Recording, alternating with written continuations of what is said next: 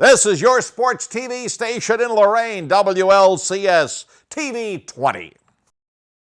From George Daniel Field in Lorraine, hi again, everybody, and welcome to a special sports presentation on WLCS TV 20, Lorain City Schools Television. We've got freshman football for you today. Yes, the ninth graders, as Lorraine's freshman team will be taking on Perkins out of Sandusky. Tim Elkhorn, along with my longtime friend and a guy that you hear quite a bit on WLCS TV 20. In fact, a lot more than me, one Gary Pelter. Pelt, good to be working with you again. Yeah, it's a pleasure, just like old times.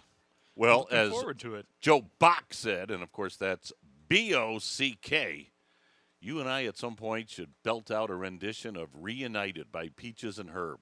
Because it feels so good. Yes, it does.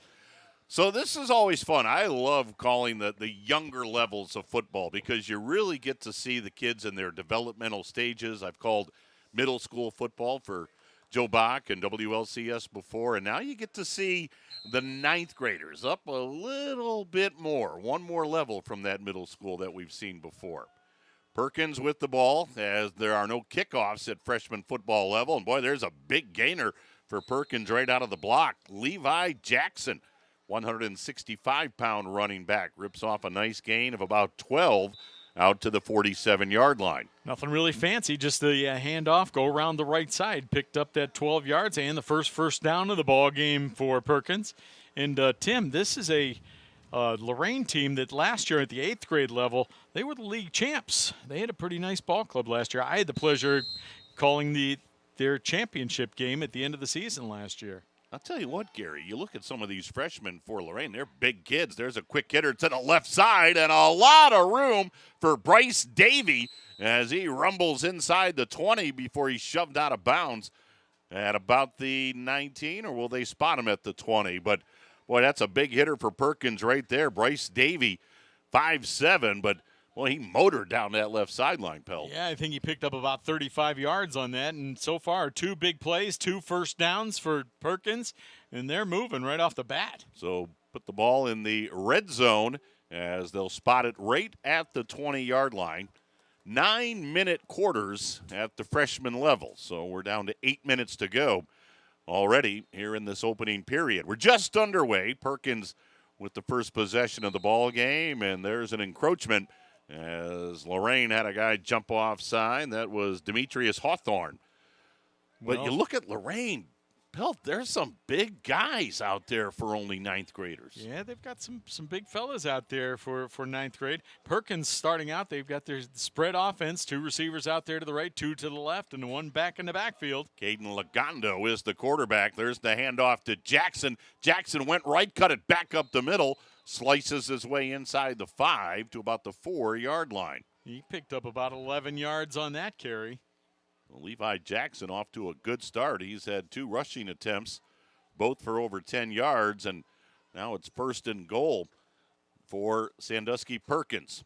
First drive of the ball game, and Perkins right now has marched it methodically down the field. It's taken them 3 plays plus a penalty to get to the Lorain High 4. Here's Lagondo. Lagondo's going to keep it himself. He cuts up and in for the touchdown. And Perkins has jumped out to a 6-0 lead with 7:37 to go here in the first quarter of play. Well, he was wrapped up for what would have been their shortest play of the game so far, but the shortest play of the game still got him into the end zone. So Lagondo with the game's first points. 6-0 Perkins, and Perkins will now line up for a 2-point conversion attempt. Caden Lagondo, he's in that pistol formation. Levi Jackson is standing right next to him. Lagondo looking to throw. Quick toss over the middle. Caught as that's Bryce Davey. So Davey had the big gainer, and now he's got the 2-point conversion, and it's an 8-0 Perkins lead. That was a little too easy for Perkins right there. Yeah, it looked like they ran a little X on that left side with those 2 receivers on the left, and the receiver coming from the outside of the in, he was running that quick post, and he was wide open for that touch or for that 2-point conversion. So it's an 8-0 Perkins lead, and now we'll see what Lorraine can do as they will get the football at their 35-yard line. Cleveland Clinic Sports Medicine is proud to be the official medical provider for Lorain Schools athletics. Cleveland Clinic's team of sports medicine specialists deliver high-quality care to all athletes, from high school athletes to the Guardians, and yes, the Cavaliers. Visit clevelandclinic.org/sportsmedicine, clevelandclinic.org/sportsmedicine to learn more. So here we go, Lorraine with the football their first time, and out of the backfield, spinning his way, is Jazion Moore out over the 40 to about the 42-yard line. Well, Lorraine didn't get a first down with their first play, but they got a nice chunk of yardage. They picked up about, I would say, almost 8 yards on that one, Tim. That's a nice first play. So Lorraine is going to try to answer, as Perkins scored on their first possession and converted a 2-point conversion. Perkins up 8-0, as we're down to 7:08 to go here in the opening quarter. Again, they hand off to Moore. Moore over the 45, got the first down and a couple of yards more as he wormed his way to the 49-yard line. Well, strong running by Moore that time. It looked like they might have had him in the backfield for a loss, and he bounced out of those tackles and took it back inside and picked up enough for the first down for the Titans. Now, Leonard McCall is the Titan freshman quarterback, listed at 5'8", 140. He looks bigger than that, but McCall in that pistol. First down play for the Titans at their own 49-yard line. McCall, left-hander, lobs it down the left sideline. Pass is caught and inbounds at the 31-yard line. Oh, that's a heck of a grab over there. Julian Ramos. I hope we get the instant replay on that, because Ramos with a fantastic job of keeping his feet in bounds, as Lorraine now quickly lines up. But let's check out the replay. Gary, look at Ramos here on the sideline. Ooh. Well, handoff goes to Moore, and Moore slams his way inside the 30 to about the 28. Well, I couldn't tell you all the particulars of that 8th grade championship game last year, but I do know one thing. The quarterback and receiver combinations happened a lot, often, and they were very good, and I think that's carried over here to the freshman level. Second down play, a little run-pass option, and this time McCall keeps it, knocked down at about the 25-yard line. We'll set up third down. Under 6 minutes to go here in the first quarter of play, as Perkins has jumped out to an 8-0 lead. Well, it's great to be back here in the press box at George Daniel Field. All the years that I've been here, calling Steelman and Admiral King, and now Titan football, as the quick hitter to the right side. Not much room for Moore as he got flung down at the 25-yard line. Southview Saints over the years. We've spent a few nights here, haven't we? We've spent easy there, Gary. We've spent time in this press box. Yes, we have. I mean, you and I go back a long way, but yes, we've spent time in the press box. We got fourth down and about 5. Let's see what Lorain High head coach, or freshman head coach, Justin Sturgill, comes up with here, as the Titans will go for it. Again, Leonard McCall's the quarterback, left-hander. He's going to hang a wobbler down the left side. It's a jump ball, and it's intercepted down at the 5-yard line, and flung down after making that pick was Dominic Hawk. And, of course, for Dom, he wants that pick. He wants it on the stat sheet, but it would have been better just knocking that ball down, because now Perkins will start off in deeper territory than they would have if he had just knocked it down. It was a fourth down play, but Perkins gets the interception. They'll start at their own 10-yard line. Yeah, and in that essence, if Lorraine's not going to get the first down, that's probably the best thing that could have really happened for him.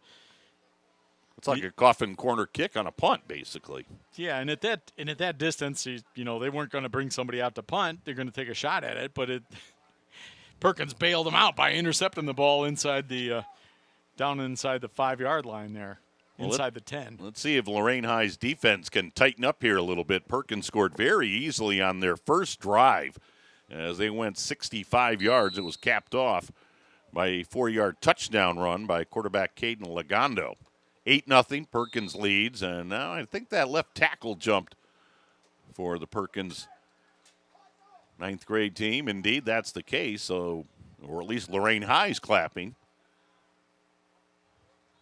Yep. Can I say Lorain High, Joe, or do I have to say Freshman? I mean, I'm kind of used for 30 years saying Lorain High. Lorain, there we go. You know, Joe Bach only has a few more weeks to bark out the orders here at WLCS TV 20. Pelty has announced his official retirement. First and 15 play, and spinning his way up the middle back to the original line of scrimmage for a gain of about 5 was Levi Jackson again.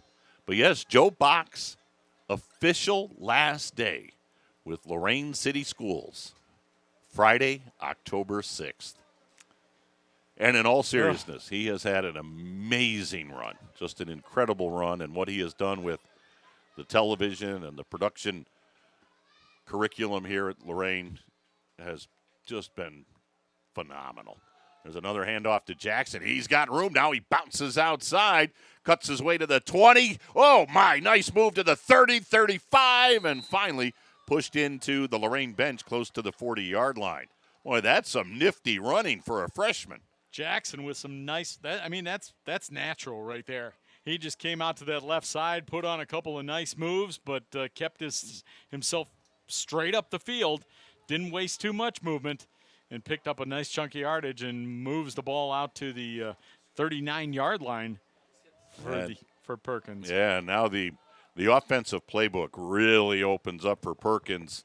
You can do a lot of different things at your own 40 rather than your own 5-yard line.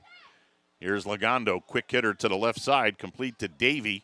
Davey tried to cut it back to the middle, and nice job by Lorain's defense. Boy, the Titan 9th graders were there to swarm Davey. Good gang tackling at the bottom of the pile.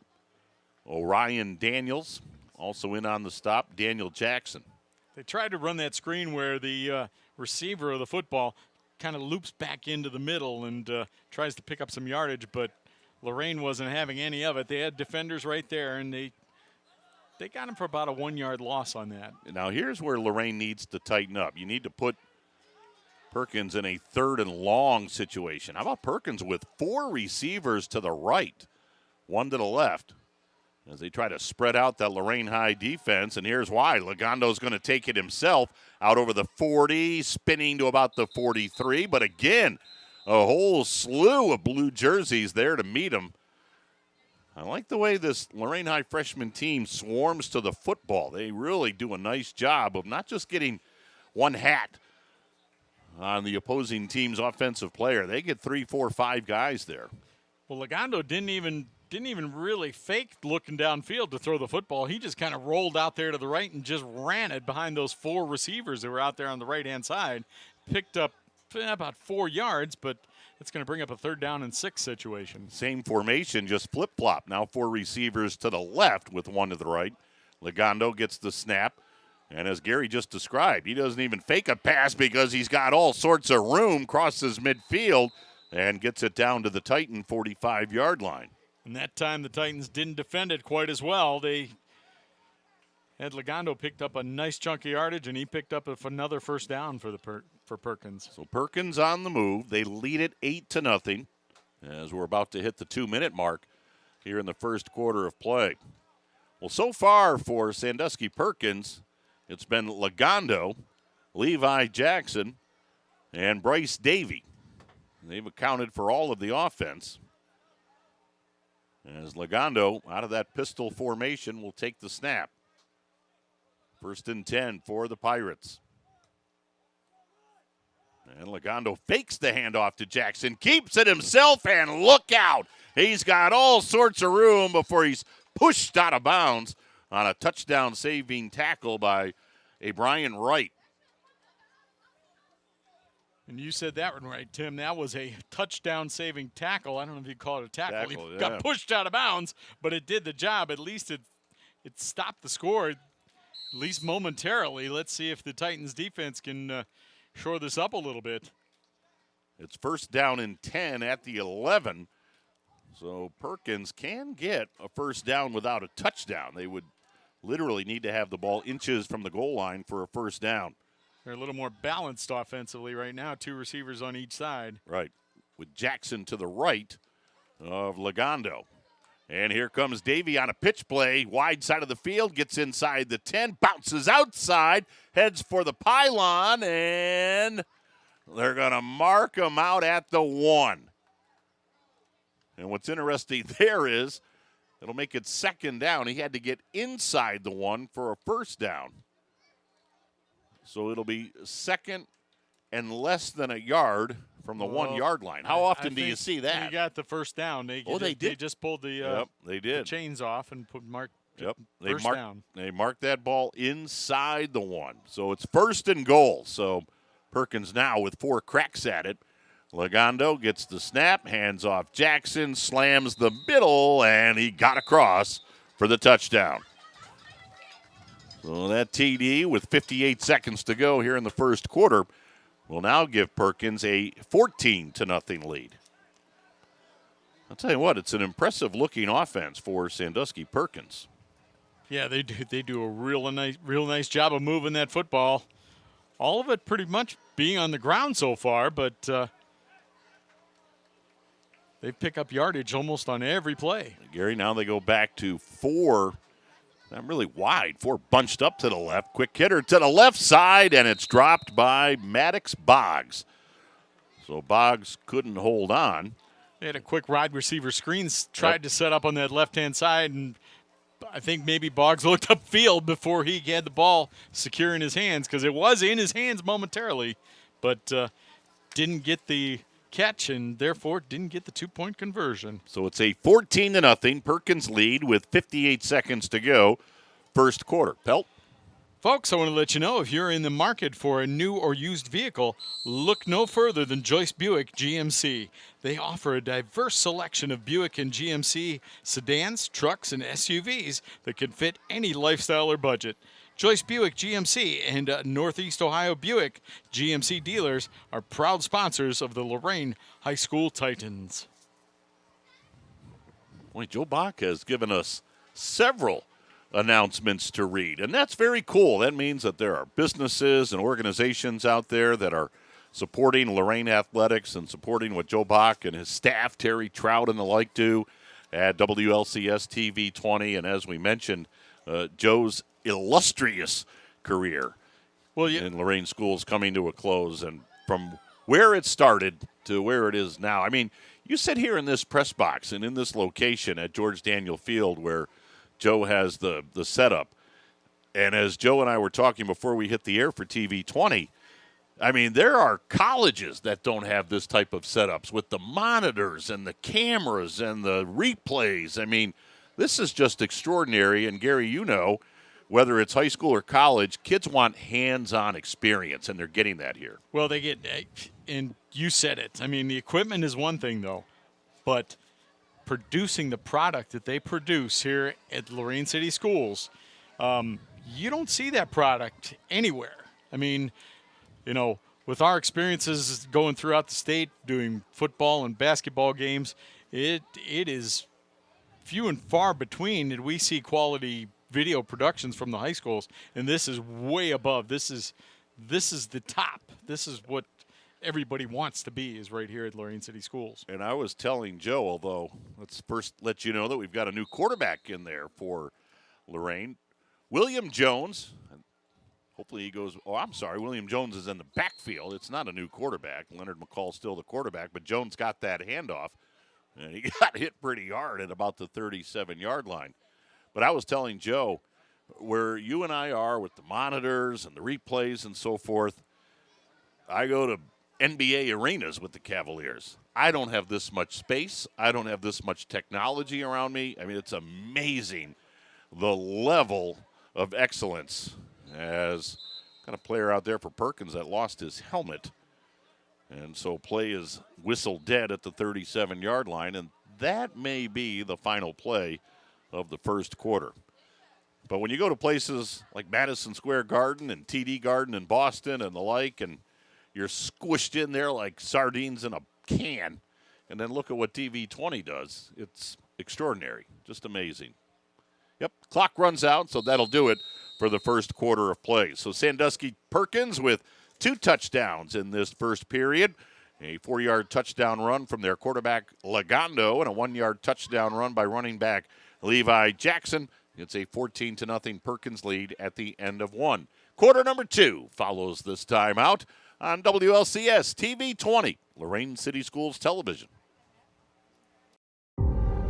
We make Marines who overpower the desire to quit with the perseverance to prevail. Not for glory, but for honor. For a code that isn't written or spoken, but lived. It's what we do. It's who we are. It's the battle cry of our fighting spirit. Battles won. See all the battles Marines fight to win at marines.com. Ohio State is saving lives every day. This is Ohio State. We're the economic engine of the state, a major employer. Over 60,000 students. We're on the forefront of cancer research. An educational core of Ohio. Impacting tens of thousands daily. Our alumni organization is nearly 500,000 worldwide. This is Ohio State. This is Ohio State. Ohio State. This is the Ohio State University. Second quarter about to get underway. It'll be 3rd and 8 for the Titan freshmen. Again, this is 9th grade football, freshman football here at George Daniels Stadium. Tim Elkhorn along with Gary Pelter. Great to bring it to you as Lorraine now goes right to left, heading towards the beautiful scoreboard here at George Daniels Stadium. Facing a 3rd down and 8 at their own 37. Under a rush, but lobbing the pass out, but plinging it just a little bit shy of Jazion Moore was quarterback Leonard McCall. And so that'll now set up a 4th down and 8 situation. Tim, I think we're going to see something we haven't seen from either team so far. Could be a punt. And again, this, as we mentioned at the outset, if you weren't with us at the top, yes, the score is important. I mean, you play because there's a scoreboard. But it's also about developing these young players for the next level, the junior varsity level, and then the varsity level. And Gary, especially at the freshman football level, special teams. You want to make sure that kids grasp and understand how significant the role of special teams is in a football game. There's a high snap. Ooh, the kick just got underway. And, boy, it takes a great Lorain bounce. How about that? All the way down inside the 20 to the 15-yard line. Wow. Well, that went from an almost disastrous play to a great punt, at least on the stat sheet for sure, because there were defenders coming in there after that high snap. You weren't sure if he was going to be able to get that one off. He got it off. He got it just over the line of scrimmage, and, boy, it was a line drive, went past the return man, and it rolled and rolled and rolled down to the 15-yard line. Now let's see what the Lorain defense comes out and can do this time. Now, Pelt, we are both proud graduates of Kent State University, so my Kent State mathematics education tells me that was a 48-yard punt. Very good. I took 15 plus 35, get you to the 50, and then 13 more. Just like that. Just like I learned at KSU. We didn't have calculators. You did it in your head. Oh, boy, am I aging myself or what? 4 receivers bunched up to the right. You don't have to age yourself. You're already aged. That's true. Lagondo keeps it himself. Lagondo got out to the 20 before he got knocked down at the 21-yard line. Coming up to make the stop for Lorraine, Javion Harrison. Now, the one thing that Joe Bach didn't get us, and I always loved this when we did the middle school games and so forth, were the little bios. You know, Javion loves pizza. His favorite TV show is, I always love doing those things because it really gave you some insights into the kids. I got one more game with you, Joe Bach. Let's get those bios together. But yeah, I will those. tell you that. Sometimes basketball is different than football. Football, sometimes it's a challenge just to get the rosters. We got rosters today. I'm all excited. That's true. That's true. I'll tell you a roster story. That's an issue that I don't have to deal with anymore. After this play, Tim, I got a good roster story from right here at George Daniel. Ball is at the 21-yard line. Legando gets the snap, inside handoff, and making his way outside is Harris. Boy, Harris got dumped at the 24-yard line. That was a good tackle right there as William Jones came up to make the stop. So what's your roster story? So we went down to go get some numbers and some names because the team that came in from Cleveland didn't supply them to Lorain High here. So we went down. We had plenty of time to go down and said, all right, we'll just go get them ourselves. So we go down on the field. They're doing their warm-ups, and the coaches, we called the coach over, said, Coach, could we get some names and numbers here of your prime players? So I thought you might want to call this play. Well, people can see it. We're not on the radio anymore. Well, so that's true. That's Levi Jackson over the 30 to the 31-yard line. That's enough for a first down. So Levi moves the chains for Perkins. So we go down there, and the coach, we ask him, and he doesn't even know all the kids' names. He knows them by their nicknames. He goes, well, that 32 we there. got Pee-wee over 32, there. 32, that's Pee-wee, and that's Scooter, and 17, that's Booger. And he's like telling us to, he calls one of the other kids over. He goes, give these guys their real names. He goes, I don't even know their real names. Oh, that's great. That's great. Well, you think about some of the great sports nicknames. Think about if you had to call a game. The Big Bopper, the Bambino. Bowling ball. Bowling ball. First down for Perkins at their own 36. Legando looking left, and down he goes. Oh, the rush came in, and leading the way for Lorain High, Demetrius Hawthorne. And also making his way to the backfield was William Wells. I don't know what Legando was looking at that time. I think it looked like he took his eye off downfield and just saw the guys in front of him, and next thing you knew, he had Titans all over him and took the loss. So there's a play that the Lorain High defense needed. Let's not leave out Darryl Smalls. Darryl Smalls was part of that sack as well. So it's 2nd and 13 after the sack and a loss of 3, and now we've got movement. And that's an illegal procedure call against Perkins. Well, that bodes well for the Titans. Move them back a little bit further. I think the thing about this possession is if the Titans can force them to punt the football and end up with decent field position and try and get one score on the board before this half is over, that's something positive to go into the locker room with, Tim. Absolutely. 6.5 minutes to go in the half. 14-0 Perkins. But Lorain High now with some momentum. They're setting up a screen. They get it out to Jackson. Jackson to the 30. Jackson fighting, and he got to about the 33-yard line. I'll tell you what, for freshman football, that was a well-designed and executed screenplay by Perkins. They let that rush come barreling in, as we see it here on the replay. And Legando patient as he waited for the rush to come in. But let's credit Lorain's defense as well, as they were able to get their act back together. And there it is, 3-4 guys around the football on that gang tackle. I think that's going to be a teaching moment, too, because some of the guys on the outside, when they see that on the film, they're going to say, hey, you guys got to stay here and watch that screen pass. Here's a big play. Legando, 7 yards to go, and it's dropped on that left sideline.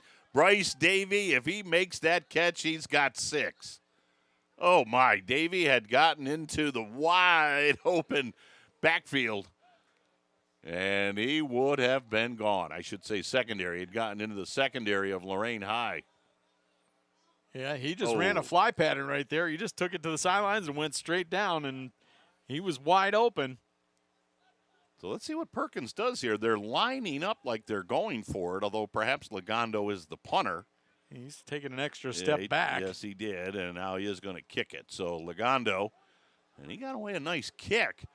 Takes somewhat of a Lorain bounce, and recognizing that, Davey got up and caught that ball at the very top of the bounce.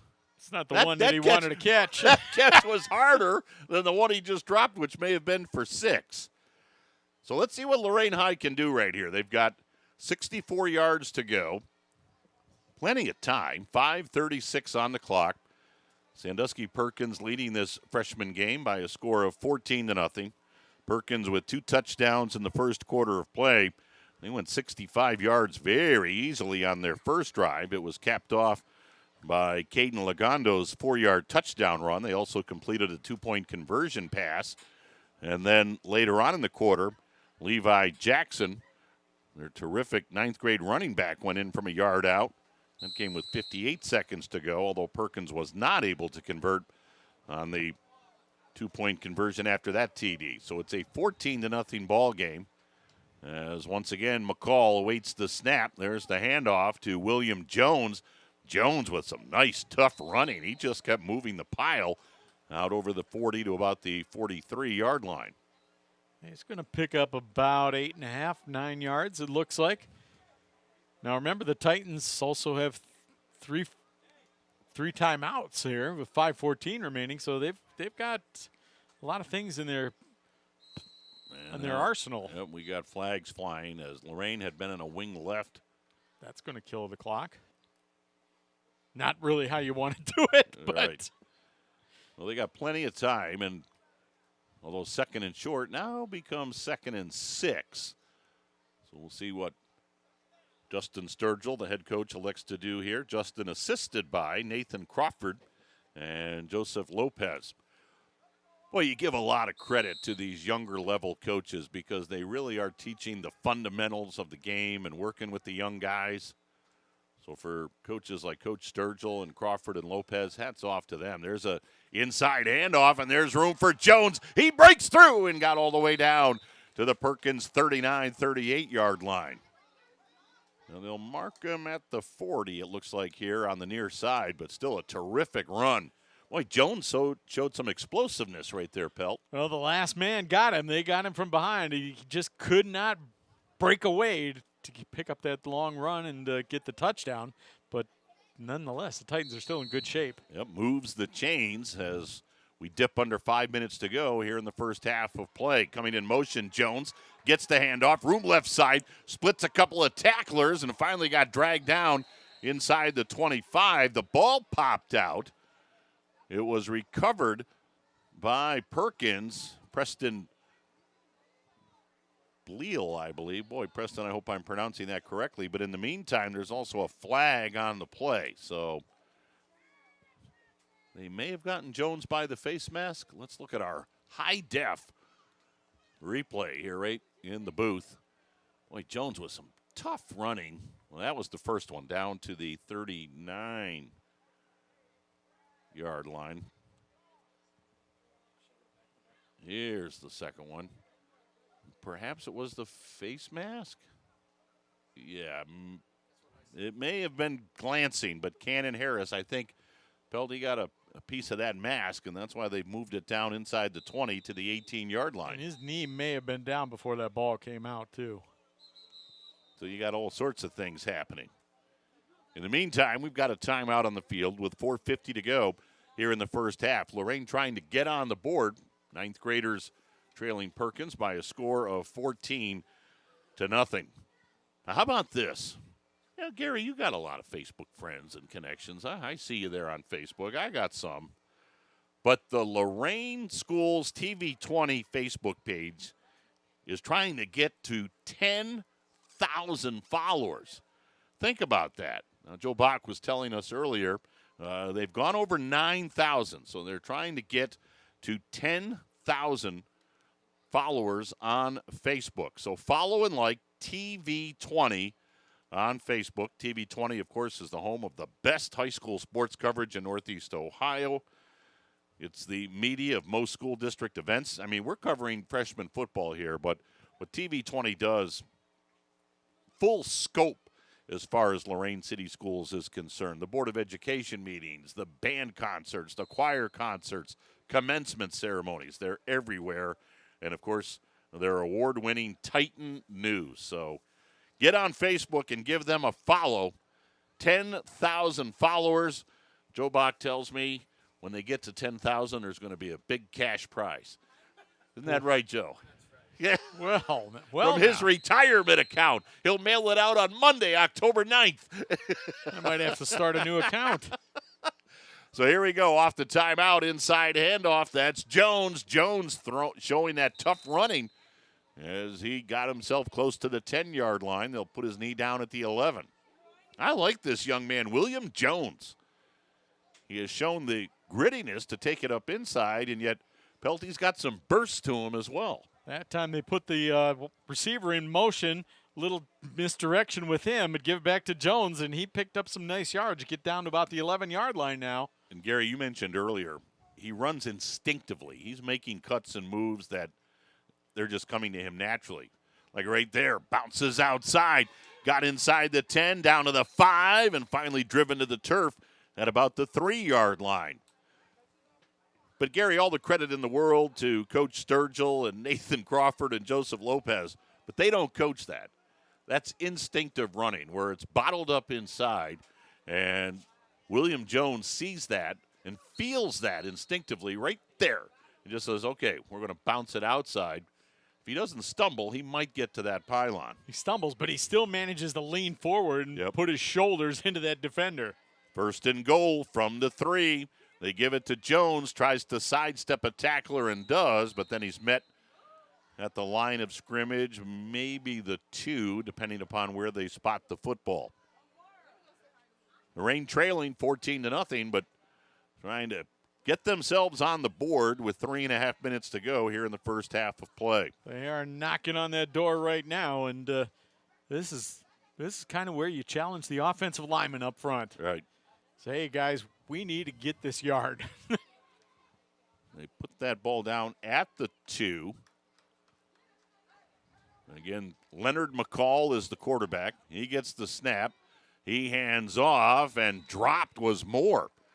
So they went with Moore on that play, and Moore didn't get more. He got less as he went back to the 4-yard line. Dropped for a loss of 2, and now it's 3rd and goal. 3rd and goal from the 4. 2:50 to go. And they're pretty much right in the middle of the field. One of the officials working today's game, my former fellow South Amherstonian, Steve Iwanek, as the officials keep track of that play clock. Here we go. And the handoff again goes to Moore, and again the Perkins defense was waiting for him as he again is thrown for a loss outside the 5. So 2 plays, and 2 plays have gone backwards for the Titans right now, and that's going to bring up a 4th down. And goal. So let's see what Lorraine does here. We're down to 2 minutes to go. Each team with 2 timeouts remaining. Leonard McCall has the play call. Right is split wide to the left. In motion to the right goes Daniels. The throw, right corner of the end zone, and it's caught for the touchdown. How about that? Leonard McCall hooks up with Ramos on a 5-yard touchdown pass, and Lorraine's on the board. It's a 14-6 ball game. Pretty much a jump ball situation over there on that right side, but hey, if it gets it done, it gets it done. They got the touchdown. They got the points they needed. Now let's see if they can get that 2-point conversion. Boy, nice job by McCall. He put it up high, and even though Ramos really didn't have to leap, he was able to shield off the defender. Nice job by Ramos. Yeah, did a nice job of boxing out his man. Ramos may want to work on that freshman basketball team because, as you said, it was a nice job of boxing out. So let's see if Lorraine can convert on the 2-point conversion. Here's McCall up the middle, and did he get there? Yes. He got pushed back once he got to the goal line, but the arms went up, and so the 2-point conversion run makes it a 14-8 ball game. Nice job by Leonard McCall. And a nice job by Lorain High. Gary, they got it down to the 2, and as you mentioned, they got pushed back on 2 straight plays. but didn't hang their heads, and they convert on the 4th and goal from the 5, and now the 2-point conversion run. Well, that goes right back to their defense stiffening a little bit. They got decent field position after that punt, and their offense, hey, they came out and they did what they had to do to get those first points of the game. We've got their first points of the game, I should say. Yep. So we've got a 14-8 ball game as Perkins remains in the lead. Well, Gary, you and I have been around radio a long, long time, but a guy who surpasses us both by a long, long way is Jim Popiel. Of course, Jim Allen on the radio. And the Jim Popiel Foundation annual fundraiser is coming up at the end of October, Sunday, October 29th. It'll be at the Shipyards. Of course, a fantastic location here in Lorain. Browns will be playing Seattle that day as Davey gets the ball on a reverse. Davey right in front of the Perkins bench to the 50, to the 45 of Lorraine, and knocked down at about the 43-yard line. So a big play by Perkins as they start the drive with just under 2 minutes to go. But, boy, this great annual fundraiser for the Jim Popiel Foundation, Sunday, October 29th at the Shipyards. Doors will open at 2:30. Lunch will be served from 3 to 4. Browns kick off against the Seahawks at 4:05. There'll be food, raffles, soda. It's $25 per person. Mark that on the calendar, Sunday, October 29th. Right side, here comes Levi Jackson, cuts it back to the middle, got to the 40, and a whole host of Titans there to meet him. Well, after that 20-yard pickup on the play before, that time they held Jackson to about 4 yards, and the clock's going to run. That's going to go in the Titans' favor. We're under a minute to go, 52-51. Seconds remaining here in quarter number 2. Perkins does have 2 timeouts. They put 3 receivers to the right, 1 wide to the left. Lagondo, little screen pass to Jackson. Jackson looking for room. Eludes 1 tackle, got to the 35 and run out at about the 30. So that'll stop the clock with 33 seconds to go here in the half, and it also moves the chains. Jackson got that ball, and he ducked and dodged and moved forward and got out of bounds like an experienced vet there. One of the things we've seen from both Jackson and William Jones, who right now is playing cornerback for Lorraine here on the near side, but as running back. But Jackson and Jones both have those natural instinctive moves. Lagondo rolling right. Lagondo at the 30. Lagondo heaves it downfield, threw it out of bounds. Boy, he was very close to being over that 30-yard line as far as before he let that ball go. Incomplete pass. That'll make it 2nd down and 10 as we're down to 27 seconds to go here in the first half of play. Got a good one going on, 14-8. Perkins leading Lorraine. I think maybe Perkins might use a timeout here sooner or later. I mean, they can run the ball right here, try and pick up some yards, and then they've got the timeouts to burn. Right, or you can throw to the middle of the field. 2 timeouts left. 2nd down and 10 from the 30. Lagondo heaves it left side, and it's knocked down. That's a nice play. Javion Harrison came out of the secondary, made a great read on that ball, and Harrison got there to knock it down. If he doesn't, that could be big trouble. Oh, nice play right there by Harrison. Yeah, he came from that safety spot and was just watching the quarterback and watching the receiver. Nice job. Clock now at 22 seconds. 3rd and 10 from the 29. Yeah, that safety, you often hear the analogies like the center fielder in baseball. He's got to watch everything. Lagondo, a little bit of a quarterback draw here, tries to get outside. He can't as he runs out of bounds. Short gain of about 2 to the 28. So, again, Perkins has not had to burn their timeouts, but now they're facing a 4th. I thought it was 4th. Is it 3rd? 3rd down. They're saying it's 3rd down on the field. I think there we go. Now they flipped it. A little bit of a late flip there. So here we go. Big play for Lorraine's defense. Can they get the stop? 4 bunched up to the right. Lagondo looking left. Here comes the rush. He eludes it, throws, and it's knocked down again. O'Brien Wright was able to poke that one away. So the Lorain secondary with two nice plays on this drive. That time the defense had pressure on Legondo as well. Didn't sack him, but maybe forced that throw a little bit more than he wanted to. So Justin Sturgill has 9 seconds to utilize. You wonder if right here he'll just say, let's get down, get a knee. We get the ball to start the third quarter. We've got some momentum. So the Titans are going to think about this and discuss it. 14-8 ball game. Yeah, I mean, the Titans have shown some success throwing that football down the field, but it's a long ways to go. I mean, even if they completed a ball 30, 40 yards downfield, they're still going to be 30 yards short. Yep. Your Lorain School's athletic trainer, Tracy Menges, works closely with Cleveland Clinic sports medicine specialists to provide your student athletes the best treatment and prevention of sports injuries. Visit clevelandclinic.org/sportsmedicine. That's clevelandclinic.org/sportsmedicine to learn more.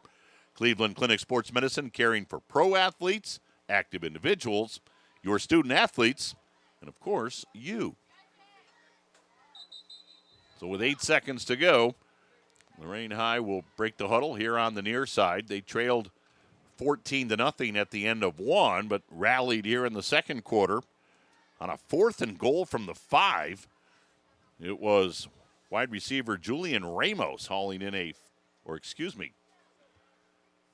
5-yard touchdown pass from Leonard McCall. And then the 2-point conversion run. Now that was a long was. huddle out there. To take a knee. So let's see what Leonard McCall does here. Well, he drops the snap, and now he's going to take off with the football and run out of bounds. Which will mean we'll have another play. Yes. So let's see now what Lorain High says. So Tracy Menges here at Lorain, I believe there's a connection there with Joe Menges over at Firelands, who was the trainer at Firelands for many, many years. I think Joe may still be there. They are married. Well, that would be a connection. That's then. a connection. Yeah, I think so. It's the love connection, yes. Whoa, there's a fumbled snap. And luckily, Lorain High is able to fall on it. And fortunately, that will end the first half of play. They were going to try to run a little razzle-dazzle right there. Moore was coming in motion. That almost ended up being disastrous. But instead, we've got a good one here at the half as Lorain and Sandusky Perkins are locked up in a battle, 14-8. Perkins leading Lorain in this freshman football game at the intermission here at George Daniels Stadium. Gary Pelter and I will be back, and we'll bring you the second half of 9th grade football after this on WLCS TV 20, Lorain City Schools Television.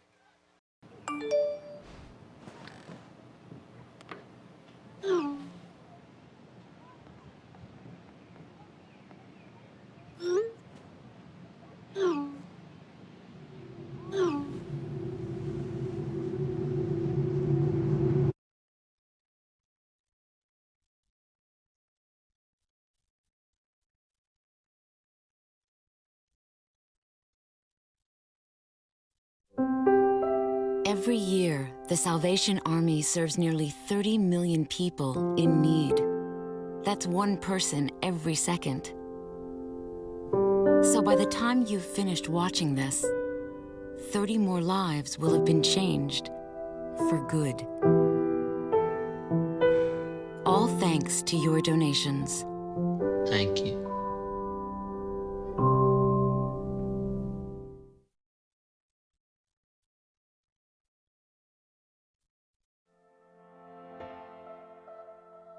What kind of Titans are we? This is a question we have to ask ourselves every day as we walk these halls. In Lorain City Schools, we are passionate about kindness. We believe one simple act of kindness can start the movement that changes the world around us. As a school, our positive behavioral intervention and support approach, or for short, PBIS, model is rooted in kindness. Our goal as a school is to increase our students and staff's kindness to self, kindness to others, and kindness to our environments. When we increase kindness in our school, We will decrease the behaviors that interfere with the positive environments we want in every school in our district. Let's see what that looks like in our buildings. The expectation of kindness in our schools starts the moment you begin your day. Upon entering classrooms, it is important that we remember to be on time, be prepared and have technology and supplies ready, be engaged and maintain a clean classroom. Our tightened expectation to be kind to self, kind of others, and kind to our environment extends to the hallways, in our restrooms, in the main office, in the cafeteria, and on school transportation. Our staff will be here to model, teach, and reward positive behaviors with the goal of creating a school culture of kindness. That's because the common expectations are designed to be the standard in every classroom and every school in Lorain City Schools. Titans, we know you can do this. Let's show the world what kind of Titans we are.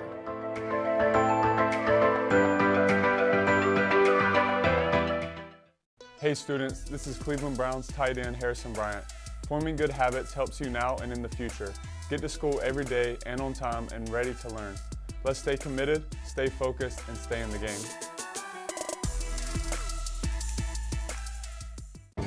Inspiring city and campus. Inspiring people. Inspiring creativity. Inspiring hands-on learning. Inspiring global experiences. Inspiring traditions. Be a Buckeye. Inspire. Hey students, this is the Cleveland Browns linebacker Jeremiah Owusu-Koramoah. Make sure you start off school this year on the right foot by showing up every day on time and ready to learn. Let's stay committed, let's stay focused, and let's stay in the game.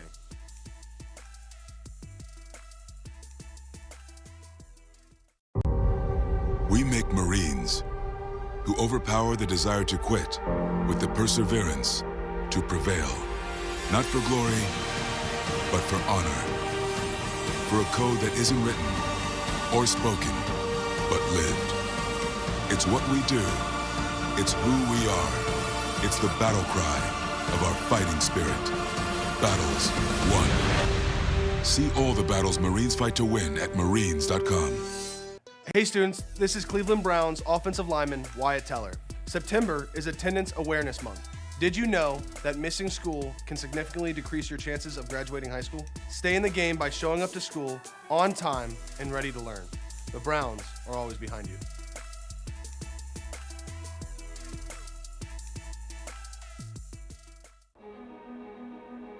Ohio State is saving lives every day. This is Ohio State. We're the economic engine of the state, a major employer. Over 60,000 students.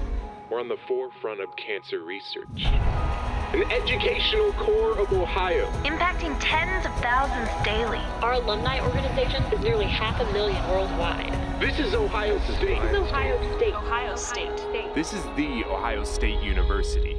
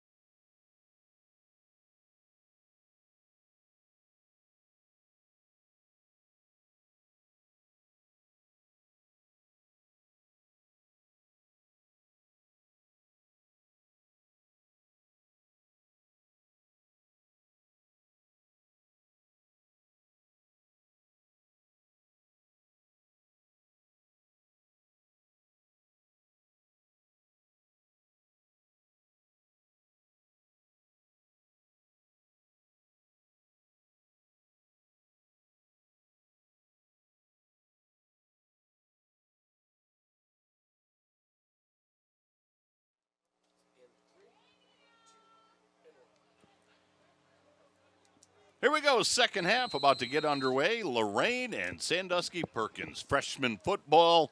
Glad to bring it to you on WLCS TV 20, Lorain City Schools Television. Tim Elkhorn along with Gary Pelter. 14-8 ball game. We've got a good one going on.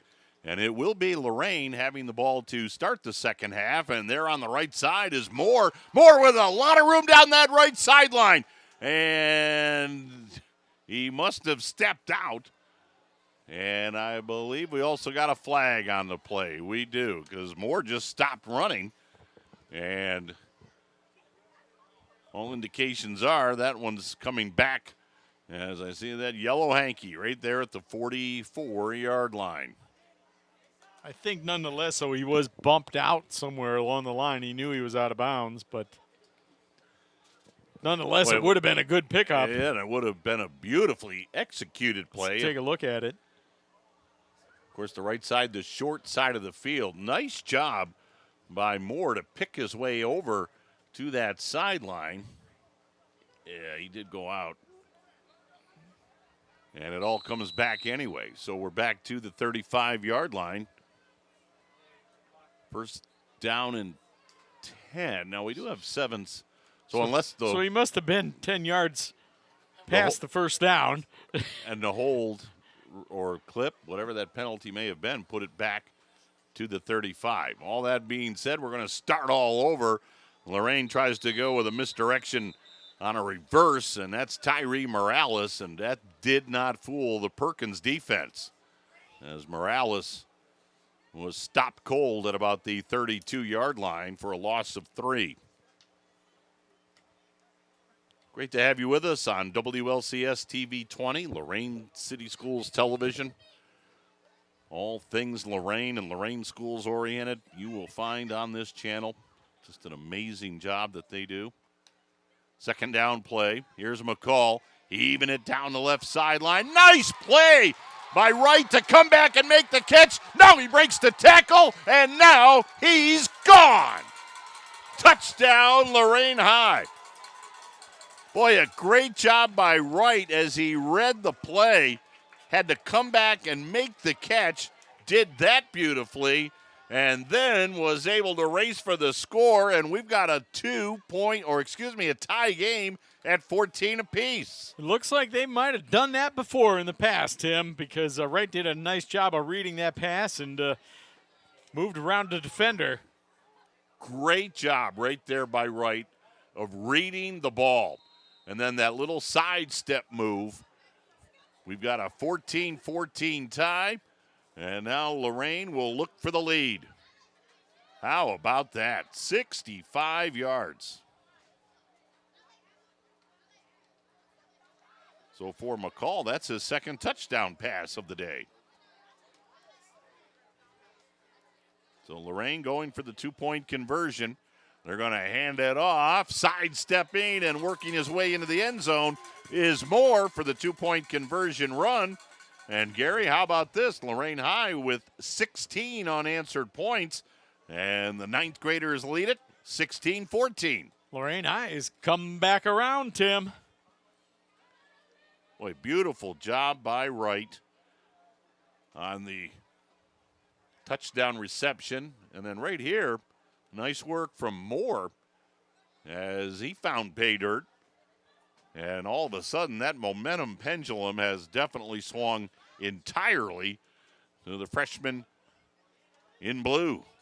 Moore dipped by one defender, got himself into the end zone for those 2 points that the Titans needed to take the lead. So with 8:06 to go here in quarter number 3, the Titans for the first time today will play from ahead. They've got the lead as Sandusky will try to answer. Here comes Davey. Davey got the pitch on a reverse, but he didn't get much as he spun down at the 36-yard line. And Tim, we've got a really good, high-quality freshman football game going on out here tonight. Two well-coached teams. We've mentioned the attributes that both clubs have brought here today. And Gary, you're right, it's coaching. Two well-coached freshman teams, and as I alluded to earlier, you really tip your cap to the guys who coach at this level and the middle school level because they're teaching the fundamentals of the game. Boy, there's a nice play right up the middle. That's Jackson. Jackson with room. He's to the 30. Little hippity hop to the 20. Still trying to fight his way. And he got down to the 14-yard line. Well, it's Levi Jackson. He's got some moves. And unfortunately for Lorraine, we've got a player down back at about the 42-yard line. And we also have a flag down at the 42-yard line. So that run by Jackson appears to be coming back as they'll tend to the Titan player shaken up on that play. Appears to be Walmy Maldonado. As we look on the screen and down to the field, there's a 98 on that helmet. 98 in the roster is Walmy Maldonado.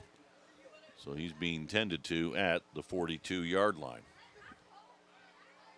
Lorraine on top, 16-14. Again, nice piece of running by Jackson right here. I love this little.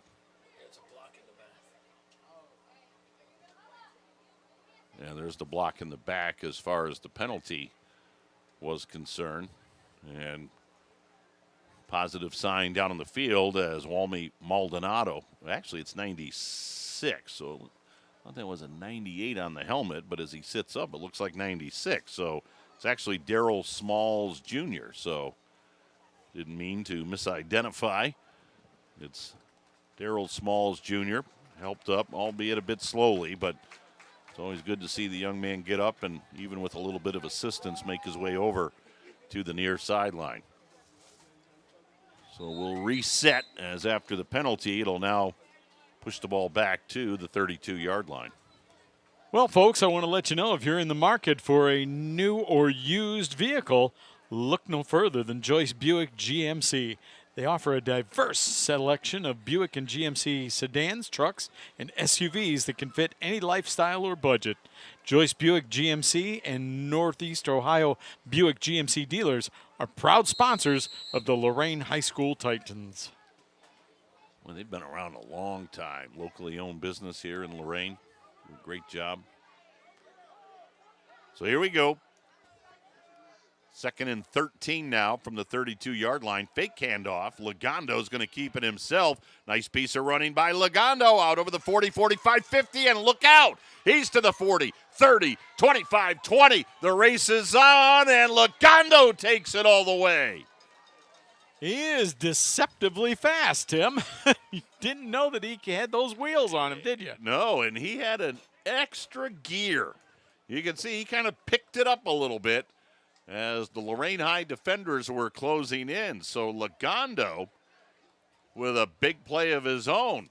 After Lorain scores on a 65-yard pass, Lagondo with his second touchdown of the day. This one a 68-yard run. He found that extra gear that his teammate couldn't find a couple of plays ago. So with 7:02 to go in the third, a minute and 4 seconds after Lorain took their first lead, Perkins takes it right back. Lagondo looks, throws over the middle, and it's complete for the two-point conversion. But, boy, it looked like there was a lot of movement there, Gary, but no flag on the play. And, Tim, I think that was the same play they ran for the two-point conversion the first time they got it.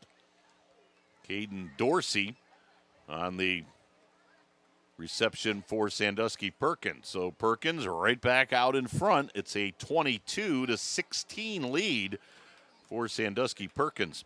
You know, Gary and I were talking at the half during our break. The name Lagondo in the Sandusky/Huron area is legendary. Of course, Coach Tony Lagondo had a remarkable career at Huron. Now, we don't know if Caden Lagondo is any relation, but perhaps in that Sandusky-Huron area, there's some sort of relation between freshman quarterback Caden Lagondo and the Lagondo family that did so well as far as the football, or as far as the football coaching is concerned. And you can see he plays with a lot of natural football instincts, Gary. Played with a lot of natural instincts running that football, that's for sure that time. Picked up huge yardage and touchdown, third touchdown of the afternoon for Sandusky Perkins. So it's a 22-16 lead for Perkins. So let's see if Lorraine can answer, as we've had some fireworks here in the third quarter. We've played less than 2 minutes, and we've had 2 long scores. 7:02 to go in the quarter, 22-16. McCall on the handoff. Nice spin move by Jones as he cuts his way over the 40, fighting over the 45 to the 47. It looked like he was going to be stopped for a nice pickup of about 8, and he managed to keep those legs moving and go forward and picked up another 4 yards for the first down in a pickup of about 12. And again, that's great coaching right there, because anybody that's ever been at a practice session for football, play to the whistle. Play to the whistle. You don't stop until the whistle blows. McCall, quick fling to the right side. That's Ramos. He gets pushed out on the Perkins side of the 50-yard line. They'll put it down at the Pirate 49. We talked about Sandusky and Huron, and Gary, over the years, there has been some great football out that way, going back years to the old Buckeye Conference and the Sandusky Blue Streaks, and of course Sandusky Perkins, Sandusky St. Mary's, the Huron Tigers. Just great football in that Sandusky area. And of course Lorain has a lot of proud history here at George Daniel Field as well, as there's a nice gain right up the middle. That again was William Jones. Looks like he got the first down. He did. You're going to be moving the chains again for the Titans. Of course, Lorain now with the one high school, but I mentioned earlier all the games and the teams that I saw right here at this very stadium with Admiral King and then that version of Lorain High and Southview. Oh, there were some great teams and great athletes. You were a part of a few of those Buckeye Conference battles, weren't you? Both here and on the road. We made some long trips in those days. Quick strike left side right brought down, coughed up the football, but was able to bring it back in at the 44-yard line. Wow, that was a challenge to end up with that football. Sure when we was. look at that one on the replay, he did a great job just to get it back. Just going to say, he stretched that arm out a long way to retrieve that football after he coughed it up. Right here, again, tries to duck under a tackle. He pops it. Now watch that arm. Whoop, get it back in there. Nice play by Wright to save the possession. Although they lost a yard on the play, it'll be second down and 11. Lorain High trailing 22-16 with under 6 minutes to go here in quarter number 3. This has been a good ball game. McCall fakes the handoff, spun down at the 42-yard line. Boy, good thing he faked that, because Moore got clobbered. Moore saying, thank you for not giving that ball to me, because I would have just been annihilated. You can see right here, boom, until the defensive player, Javier Keys, realized, he doesn't have the football. The big play here for Lorain, third down and 10. They're at the Perkins 42. Inside handoff, that's Moore, fights his way to the 37. He's going to be short, but it's a doable fourth down. It sure is. It'll be fourth and about 4. They need to get to the 33. And there's no hesitation from Lorain. They're going for it. 4th and 4, down 22-16 with Lorain at the Perkins 37-yard line. They need to get to the 33. Here's Leonard McCall. He's looking for the play call. Now it comes in. McCall settles back in that pistol formation. Looking, throwing deep down the left side, and it's knocked away.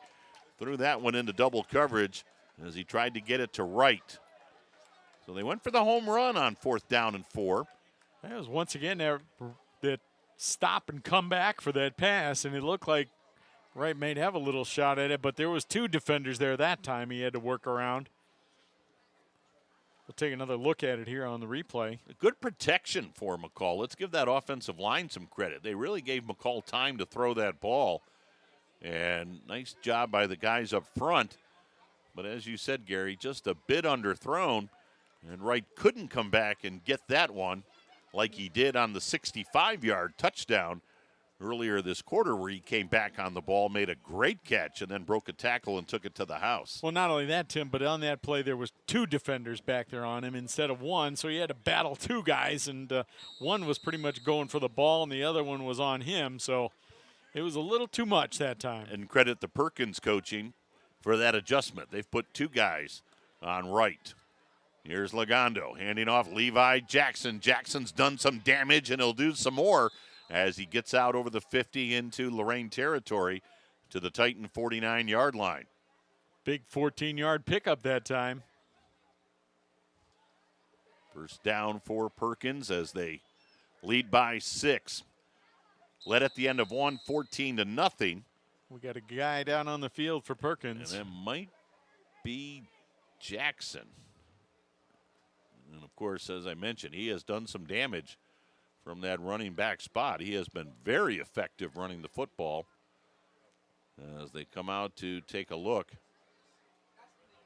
And well, it looks like they're going to stretch him out. Might be a cramp situation, which is good. Unless you're the guy with the cramps.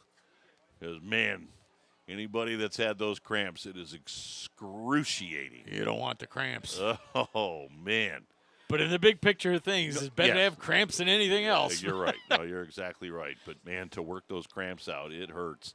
But I was recapping, so Sandusky Perkins had a 14-0 lead at the end of quarter number 1.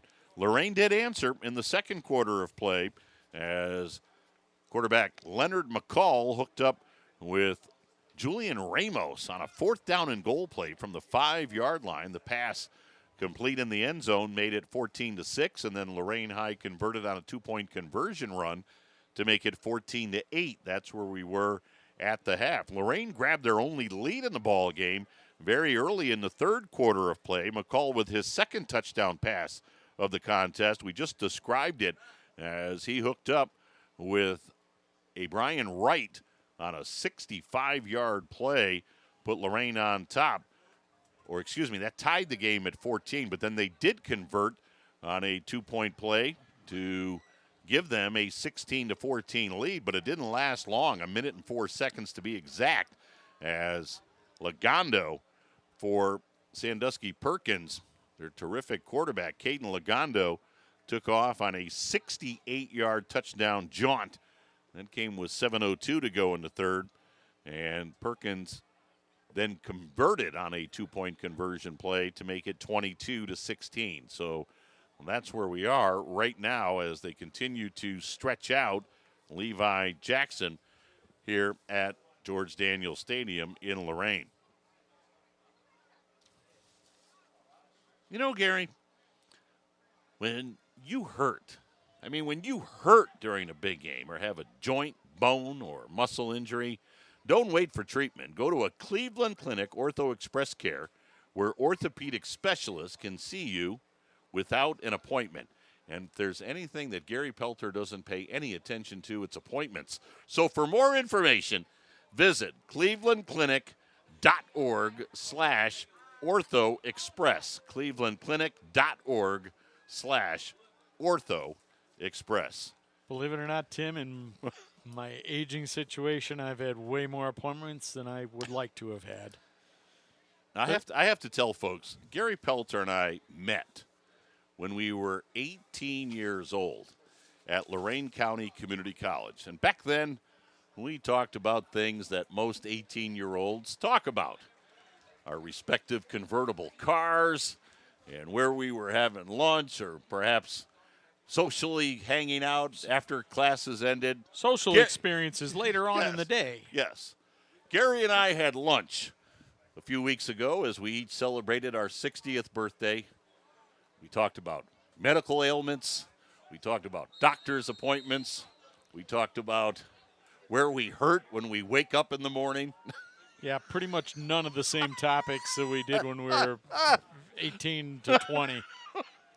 Lagondo, there's another keeper, and there's another long run. Lagondo, 10-5, tiptoes his way down the sideline, And did he get in? I believe he did for the touchdown. How about that?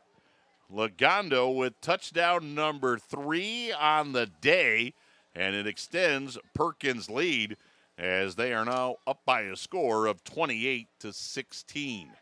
Well, the first score that Lagondo had, you said he had 3. The first one was only about a 4-yard run, but the last 2, they've been pretty impressive. They've been pretty impressive and pretty long runs. 68 and 49 yards. And again, it is now a 28-16 ball game as Perkins will line up and go for that 2-point conversion.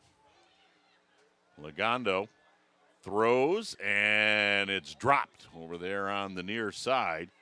Connor Smith wasn't able to hang on, although I think if Connor makes that catch, the Lorain High defenders were right there. I don't know if he would have gotten in. I think Daniel Jackson was right there on top of him. He made a nice defensive play. Kind of added injury to insult right there with a nice hit. So here's this 49-yard touchdown run from Lagondo. Again, patiently waited for the hole to open. And there's that extra gear I talked about, Gary. You can see him kind of kick it up a notch, tiptoed right there, and got himself into the end zone. So for the second time today, Perkins has a 14-point lead. They led early 14-0, and now they're up by a score. Actually, it's a 12-point lead. See, I bragged about that Kent State math earlier, Gary, and now it just let me down. 28-16. It's a 12-point lead. Glad you got that figured out. See, there. the color commentator is supposed to bail you out right there. Say, no, Tim, that's a 12-point lead. Yep, we're not 18 anymore, are we, Gary? Here we go, Lorraine with the football as Jones gets the handoff. And again, that tough running that we've seen from William Jones out over the 40 to the 41-yard line. Well, there's still a ton of time left in this ball game, absolutely. so we've got 3:42 remaining in this third quarter play. So the Titans, they just really have to get something going here offensively and see if they can get a score on the board. Gary, you said earlier, and I totally agree, for freshman football, it's been a well-played game, 2 well-coached teams as Jones, wide side of the field, turns the corner. How about that stiff arm before he got shoved out of bounds right at the midfield stripe? Not quite the Heisman pose, but he had that stiff arm out there. I love it. He was heading to the wide side of the field. Jones working his way to the left. Here comes Davey. Get out of there.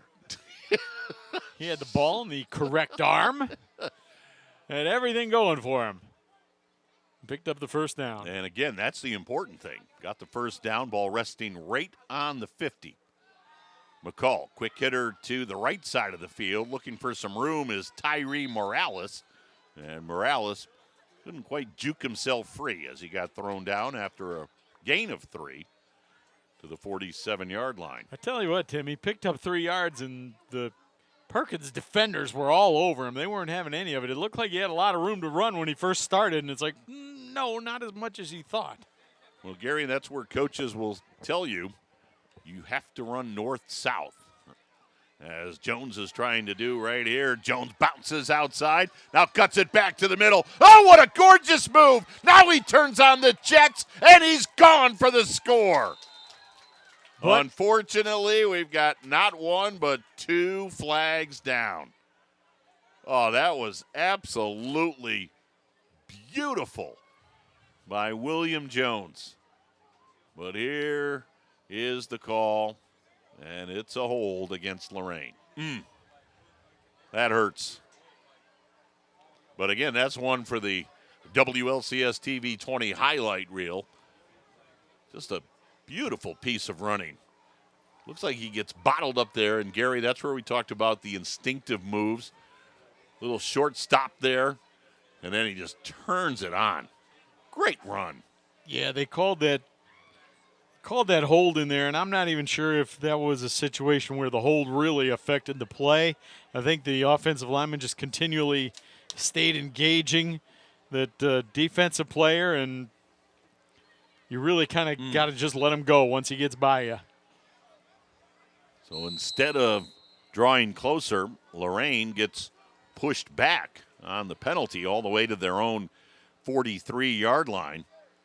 Sets up 2nd and 17 as we're down to 2:08 to go here in the third quarter of play. Perkins up 28-16. Lorraine led briefly. McCall throws here to the near side. Nice catch by Wright. And Wright pushed out right at the midfield stripe. So they got some of it back. And that'll make it 3rd down and 10 with the ball right on the 50. I'll tell you what, Wright has some nice athleticism. Right there, you see him get up, catch the ball at the tip.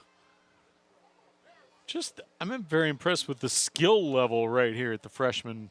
Yes. At the freshman level, Tim. They've pulled off some nice plays. Both teams have, as far as throwing the football on this level. Orion Daniels lines up in a wing for Lorraine on a 3rd down and 10. McCall under some pressure throws, and the catch is made by Morales. Now he'll be flung down short of the 1st down. Boy, that was a dangerous play by Perkins as the defensive back went for the pick. And instead of getting the pick, Morales made the catch. But Sandusky Perkins was there to cover up the play. They picked up 4 yards, going to bring up a 4th down and 6. Dorsey went for that interception. And he's fortunate that Morales didn't elude that tackle as Dorsey turned around and was able to bring him down. So big play here with 1:15 to go in the third quarter. Lorraine trailing 28-16. And again, Leonard McCall taking a long time looking at the Lorraine bench getting this play call. In motion goes Morales. Handoff goes to Jones. Jones trying to turn the corner, get to that 1st down marker. He did and got shoved out at the 39.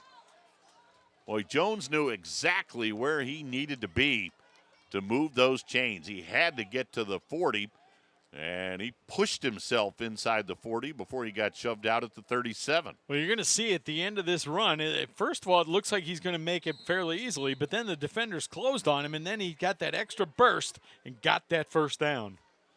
Some good tough running there from William Jones. Jones now replaced in the backfield by Moore. As again, everybody's looking over to the Lorraine bench as the play call is made. In motion goes Morales. And now McCall's going to keep it himself. They call that the RPO, run pass option. As McCall kept it himself and got some yardage down to the 31.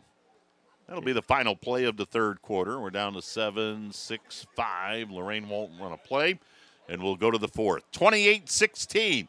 Lorraine down 12, but within striking distance. They're at the Perkins 31-yard line when we come back for the fourth and final period on WLCS TV 20, Lorain City Schools Television.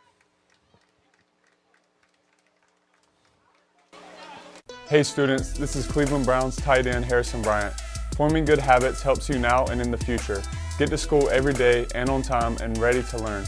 Let's stay committed, stay focused, and stay in the game.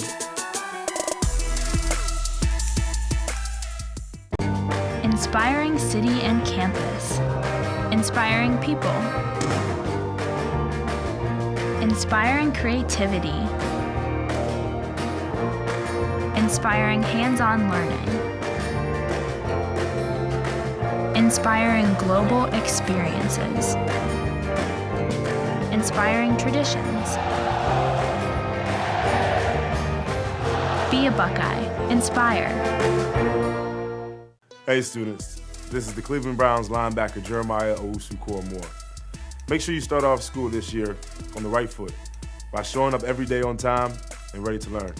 Let's stay committed, let's stay focused, and let's stay in the game.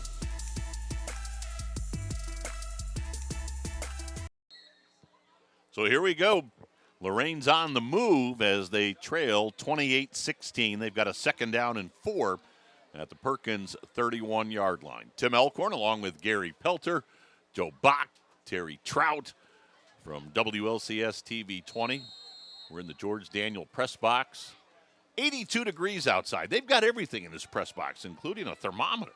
Inside handoff, and that's Moore up the middle as he'll take it down close to the 22, maybe the 23-yard line is where they'll spot him down, but that'll be a first down for Lorain. Again, down by 2 touchdowns, trailing this one 28-16, 9-minute quarters at the JV level, so we're at 8:45 and the clock running. And now we've got a new quarterback. As Wright is in at quarterback, turns and hands off to Moore, and Moore got decked. Big time hit right there from Christian James Smith for Sandusky Perkins. And now here comes Leonard McCall back in. So McCall didn't take the first 2 snaps here in the fourth quarter, but he might have got dinged up a little bit on one of those RPOs that we saw a little bit earlier, the end of that third quarter. But he's back in there now. Yep, so he's back in on a second down play as Moore is a few steps behind him and a bit to his right. They hand off to Moore. Moore coming right up the middle. Had a bit of a crease, but it was quickly closed by Perkins as Moore fought his way to about the 21-yard line. Certainly 4-down territory right here as Lorraine now faces a third down at the, well, looks like they spot him at the 22. Didn't get the most favorable spot there, did he, Tim? Certainly did not. Man, I got to talk to our guy, Steve Iwanek. Maybe that's why he's a former fellow South Amerstonian. Well, Steve, of course, he was telling us before the ball game, he officiates everything. I mean, cross country, football, basketball, baseball, softball. My goodness. So here's third down. McCall, quick hitter to the right, complete to Jones, and Jones tripped up inside the 20 at the 18-yard line. Boy, that's a nice play by Mason Suter for Perkins. And this becomes a huge play for the freshman from Lorain. Trailing 28-16, under 7 minutes to go, fourth down play. Let's see if they can convert, keep this drive alive. They're in the red zone. McCall sets the offense. He's got Daniels in a wing right. 2 receivers to the left. And Jones to his left. He's going to give it to Jones. Jones cuts it back. Now he cuts outside. Bursts inside the 10 to about the 9. And that's a first down. Oh, how about the running right there of the freshman William Jones? What a nice job. Bounced it, saw there was not too much inside, but there was something outside, and he took it out there and picked up the yardage and got the first down. Keeps his drive alive for the Titans. And now Lorain is going to take a timeout. They've got a first and goal at the Perkins 8-yard line. Down by 12 with 6:21 to go here in the fourth quarter of play. Now, if you didn't hear it during the first half of play, I want to let you know again that TV 20, Lorain Schools TV 20, is really making a huge effort to get to 10,000 followers on Facebook. Right now, they've crossed that 9,000 threshold. So now they're on the drive to 10,000 followers. So if you're on Facebook, like 6 billion other people are around the world, follow and like TV 20. TV 20, of course, is the home of the best high school sports coverage in Northeast Ohio, but not just sports.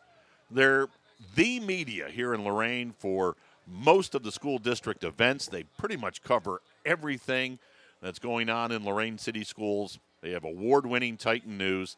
So let's get them to that 10,000 followers mark.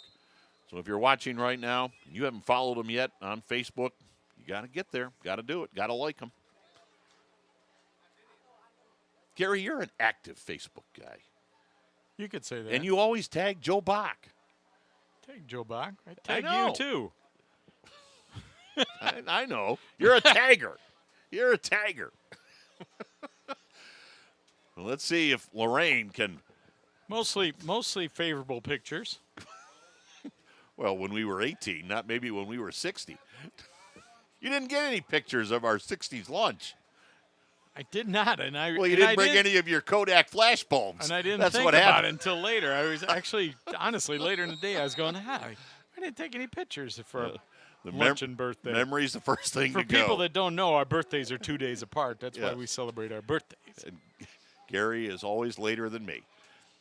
He's sometimes 2 days later. That's true. In all things in life. Here we go. McCall looking. He's throwing that fade, and it's caught. Oh, what a catch in the corner of the end zone by Wright.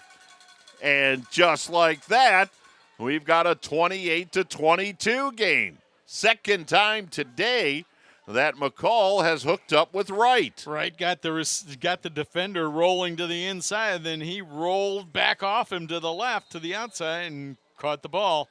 For the score. They had that twin formation to the left. Wright may have gotten away with a little push right there, but it wasn't anything egregious. And Wright with the catch, and now Lorraine goes for 2. McCall on the handoff. Jones cuts it up, and he hits the end zone for the 2-point conversion. And Gary, Lorraine has pulled to within 4 at 28-24. Well, that was the drive that Lorraine needed to answer Perkins. And now we've got 6 minutes and 15 seconds left in this ball game, and what Lorraine has to do now is come up with a big defensive stop. And Gary, let's go back to the 4th down conversion play. If they don't convert on that 4th down, the nifty, tough run from William Jones where he got it down to the 8-yard line, if they don't convert, they're down 12 with just under 7 minutes to go. Not that it was over, but, boy, that 3rd or 4th down conversion play was just huge. And now it's going to get real interesting. 6:15 to go, 4th quarter, and we've got a 4-point game. And as Gary's mentioned a couple of times, and I wholeheartedly agree, you would not know this is a freshman football game. These two teams are playing some outstanding, fundamentally sound, entertaining football. I would highly suggest, folks, that if you got an opportunity to come out and see some Lorraine freshman football this year, come on out and do it. It's very entertaining. Legondo, quick hitter to the right side. Davey, he's got room, leaps over a tackler, and gets to the Lorraine High 48-yard line. How about Bryce Davey with a little low hurdle right in front of that Perkins bench? You got about 16 yards on that one. Could have almost cost him if he would have got the wrong connection there. So we're down. He kind of lucked out, though. Again, both coaches have played aggressively. Each team has skilled players. This has been a fun game. 28-24. Lorraine down by 4. Their defense looking for a stop right here as Legondo sets that Perkins offense.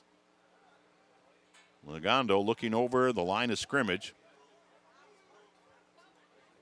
They must be telling him how much time's on that play clock. Usually you'll hear a 5 if you're down close to the field, where the back judge will say 5 seconds. And there's Legondo on a keeper. Got it down to the 42. Well, Tim, they've run that again, that 4 receivers to the left side, and Legondo takes that snap. He doesn't even look for a second like he's going to throw. He just takes off and rolls out to the left. That time, there was defenders there to stop him, but he still picked up a nice chunk of yardage.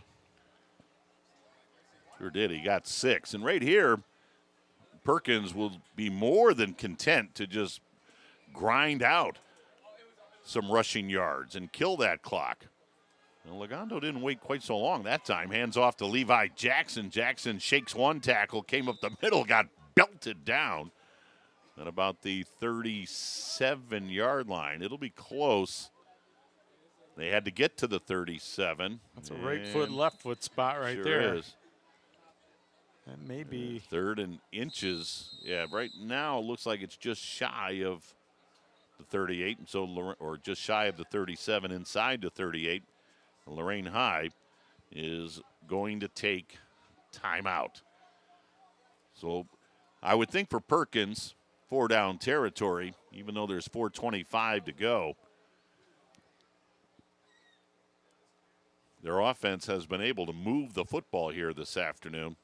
Again, it's been a terrific game. Recapping it for you, Perkins jumped out to the early lead. They led 14-0 at the end of the first quarter, but give Lorain credit as they battled back. They certainly didn't wilt in the face of adversity. Their first touchdown, Ramos hauled in a 5-yard touchdown pass from McCall on a 4th down and goal, by the way, with 1:43 to go in the second quarter. They converted on the 2-point run, and Perkins' lead was down to 14-8. That's where we were at the half. Lorraine had a short-lived lead in the third quarter. A beautiful hookup as Leonard McCall was able to deliver to a Brian Wright, who came back, made a gorgeous catch, and then shook a tackle and took it the rest of the way for a 65-yard score. And Lorain High, then after converting the 2-point play, was up 16-14. That lead lasted for about a minute as Lagondo, the Perkins quarterback, answered with a 68-yard touchdown run with 7:02 to go in the third. And that put Perkins back on top, 22-16 after the 2-point conversion. Lagondo then ripped off another long run, 49 yards with 4 minutes to go in the third.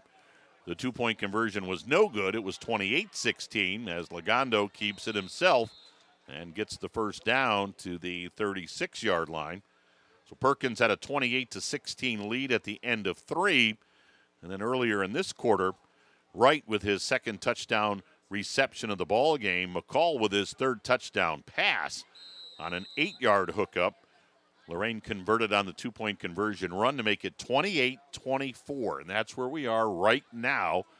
Perkins has the ball and the 4-point lead with just over 4 minutes to go, and 4 receivers bunched to the left. So they spread out that Lorraine defense. Let's see if Lagondo keeps it himself. And again, Lagondo showing some savvy right here. He's letting that play clock wind down as far as he can. I think he's waiting to, there it is, the 5-second. Will pan out next time. You'll see that back judge put the 5 fingers up. Sometimes they'll verbally say it as well. Lagondo right up the middle, nothing doing. That's a great job of gang tackling. Well, I think the defenders from Lorain have figured this out. They're going to put 4 receivers out to one side. They've changed up the formation a little bit. They're in a diamond-style formation out here to the left instead of 1 out wide and then 3 guys in the slot. Now they go 2 and 2, so let's see what they do with Lagondo this time. Let's see if he waits. I think I said pan out before. Joe, maybe it's zoom out. And you'll see that back judge right near the 50 at about the 48-yard line. Maybe it's pan right. That's why I'm in radio, Joe. Hand off to the right side. Lagondo. Or Cannon Harris. Yes, there was a handoff there. Dr. Burko would be shaking his head at you. Pelter, you deserve everything you get. Out of the studio.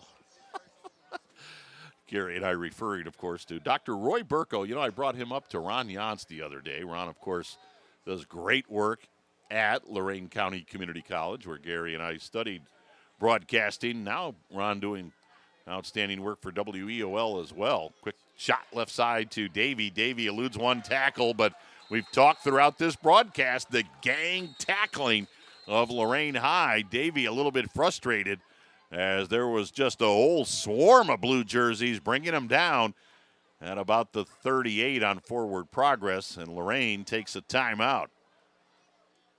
But Dr. Roy Burko was Gary and I's first introduction to television and broadcasting, and Ron and I were reminiscing about some of the instructors back in the day at Lorain County Community College. Dr. Burko was one that certainly had a unique way of expressing himself. Yes. But he was a good dude. All right, now we've got an interesting scenario here because the ball is back at the 38-yard line. And we got Gary, hold on. I'm looking at those chains.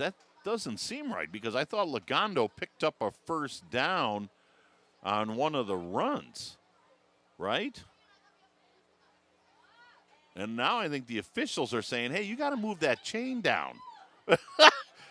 There we go. When I saw the fourth down, I go, wait, it's not fourth and... It wasn't fourth and inches. It's no. it's fourth. And now I'll go back to what I was initially saying. And we've got a very interesting situation here for Perkins. Do they go for it? And even if they don't get it, you say, okay, you give the ball to Lorraine somewhere around the 30, let's say, or do you risk the punt by Lagondo? Because Lagondo is the punter. Well, there's going to be nobody deep for Lorain because they have to respect the receivers. Yep, and Lagondo, he is going to quick kick it, try to get it towards that sideline, and boy, Lagondo with a great job as he bounced it out at about the 11-yard line. Well, every little kid in the backyard or in the park playing football has imagined the 2-minute drive, about 80, 90 yards to go, and your team needs a touchdown to win. And that's exactly the situation Lorraine is in right now. 2:09 left. They'll start the drive at the 11. They are out of timeouts. But keep in mind, high school football, no matter the level, varsity, JV, freshman here today, the clock does stop on a first down if you're inbounds. So if Lorraine gets a first down inbounds, they will stop that clock until they reset the chains. And Lorraine, and there's actually, plenty of time. Actually, both of these teams, the players have been very heady about knowing what they're doing with the football as far as if they're close to the sidelines, they can get out of bounds and stop that clock as well. So here we go. Lorraine will start at their own 11-yard line. They need a touchdown, trailing by 4. They are out of timeouts.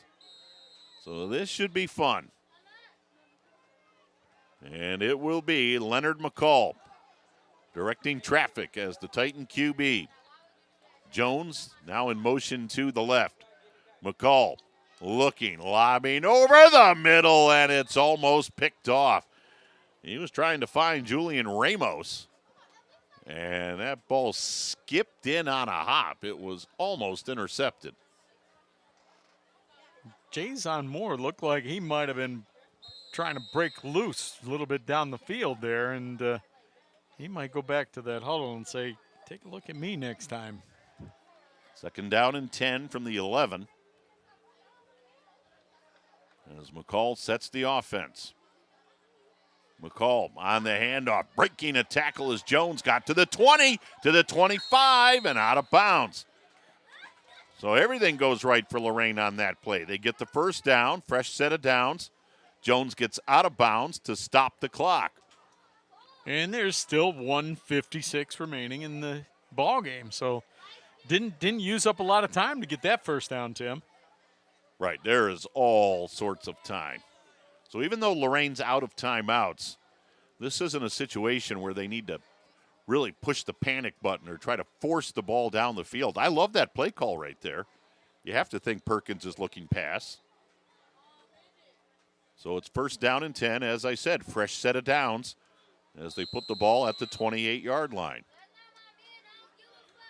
And as Gary said, 1:56 to go. So there's all sorts of clock. McCall, ooh, may have had an early jump. We did. It looked like Wright just beat that snap count, so that'll push Lorraine back 5. Tim, there has been several times this afternoon that I thought that there was receivers for Lorraine that were going just as the ball was being snapped and maybe a hair early, but it hasn't been called up till now. Yeah, they got caught on that one. That was just a little too early. Yeah. I mean, that wasn't a hair. That was like a shag. That was more like Canadian football. So here we go. First and 15. As again, the play being called in from that Lorraine sideline. If there's confusion, they can't take a timeout. And now they get that play in. Boy, it looked like they jumped early again, but McCall now rolling. Now he's running, and he says, let's just get out of bounds and start all over again. So they'll put it down at the 26-yard line. Short gain. But down in distance, not necessarily a huge factor right here. You just want to keep getting fresh sets of downs. And obviously, with 1:46 to go, you have 4 downs to move those chains every time. But what's happened here is Lorraine's got a little bit out of rhythm. They're stagnant. They have to get something going here. Yeah, and watching this team throughout the day, you get the sense Lorain wants to play at an up-tempo. They want to keep moving, and right now things seem to have slowed to a crawl. Well, they're taking a lot of time on that play whistle as well. How long does it take to reset a football?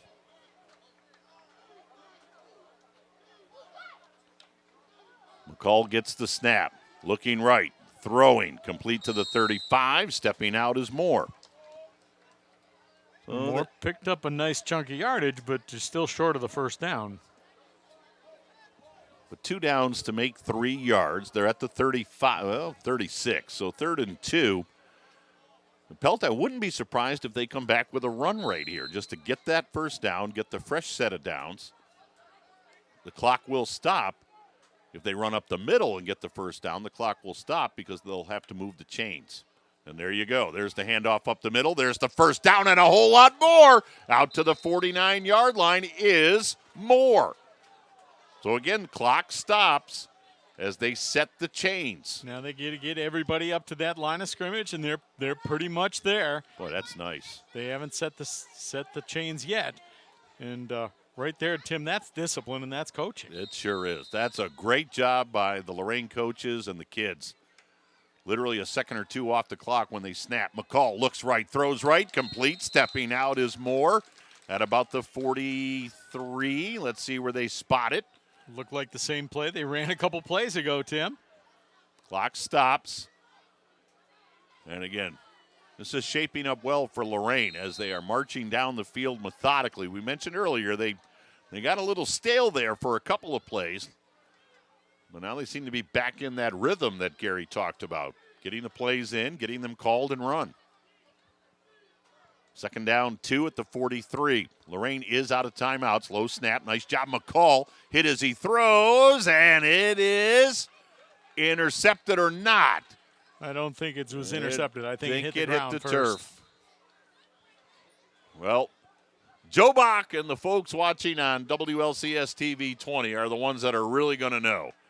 We'll have a look at this. Well, I'm going to say no because And there I was agree. not any celebration from the Perkins side. That's true, too. And they didn't even try to sell it. Nice job by McCall, by the way. He scooped up that low snap.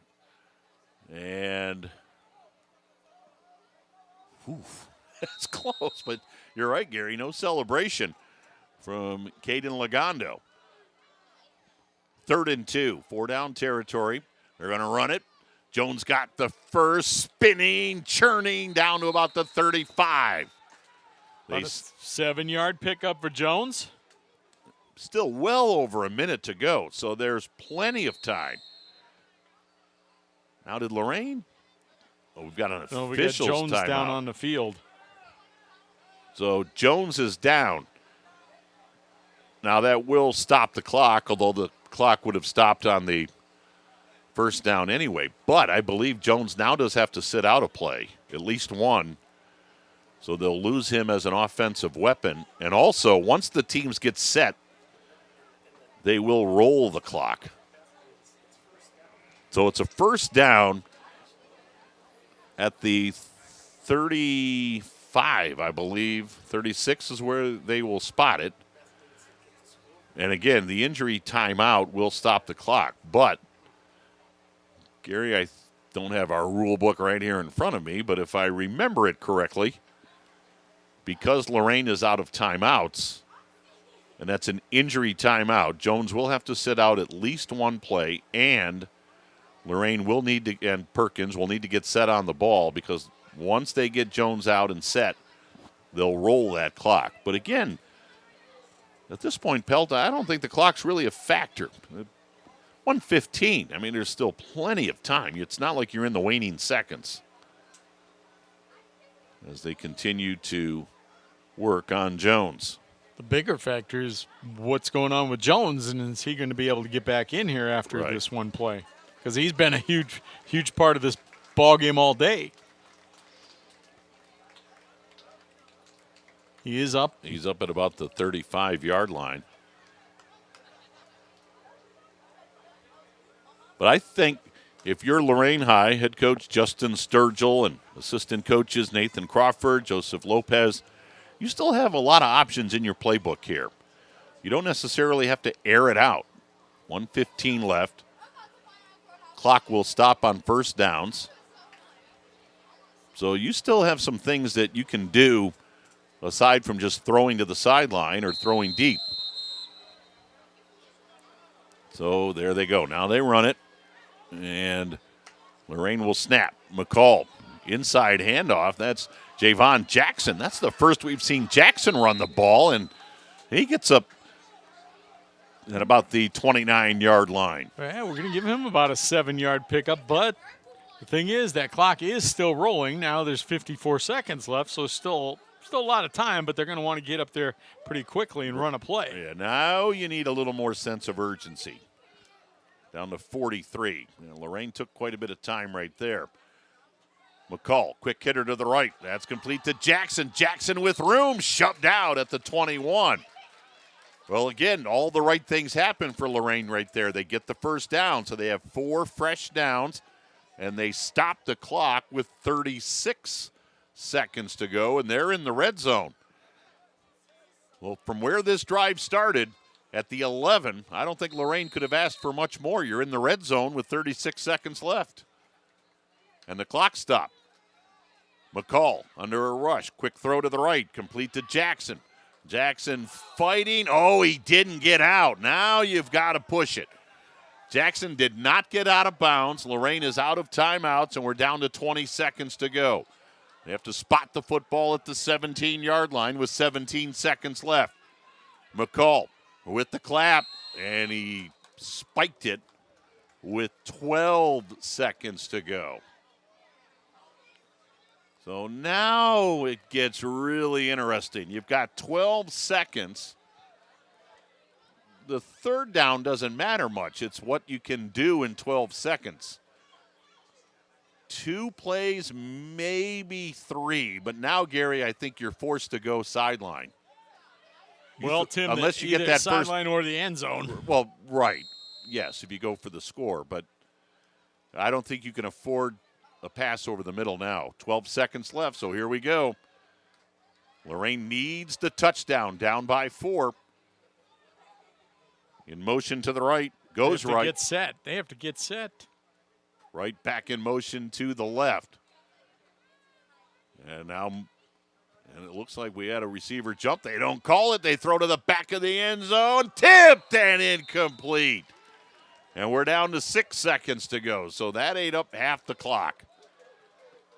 It started with 12, and now we're down to 6. Tim, the problem was they had 2 guys moving in motion, and the one guy stopped, but the other one was still simultaneously in motion. He had to set himself for a second before they ran that play. Well, here we go. This is an end zone play here. It doesn't matter if you can get the first down. You got 1 shot. 6 seconds left, so you'd think McCall's going to throw it to the end zone. Or they could get it to Jones, because this is going to be the last play, and let him try and get it in. Jones back in the game to the right of McCall. In motion to the right goes Daniels. McCall gets the snap under a rush, throws down the middle. It's caught and shy of the end zone. The ball came free. Ramos is called down with no time on the clock. Oh, my. Now, the question, Gary, was there 1 second where the clock would stop on the first down? But I guess not. Wow. Boy, do you have a counter? 1,001, 1,002. I mean, they throw over the middle, which was fine. Ramos, boy, he knew where that end zone was. Ooh. Boy, I don't know. Oh, Joe Bach, you got to show it one more time. Let's see if Ramos gets this ball across. Before the knee is down, that's the key. He climbs the ladder, makes the catch. Oh, yeah, the knee was down. I think the knee was down. What an ending to this game. I think Ramos thought he got it in, but I think the knee was down. Wow, was that close. What a finish here at George Daniel Field. Boy, give Lorraine all the credit in the world. Out of timeouts at their own 11-yard line, they drove 88 and a half yards. And Ramos couldn't quite extend and get into the end zone. But, boy, Gary, as you said to wrap things up, what an entertaining, well-played, fundamentally sound freshman football game that comes down to the final play. As on a fourth down play, McCall hits Ramos. Boy, Ramos with a great effort. And as Gary very accurately pointed out, the question was, did his knee go down?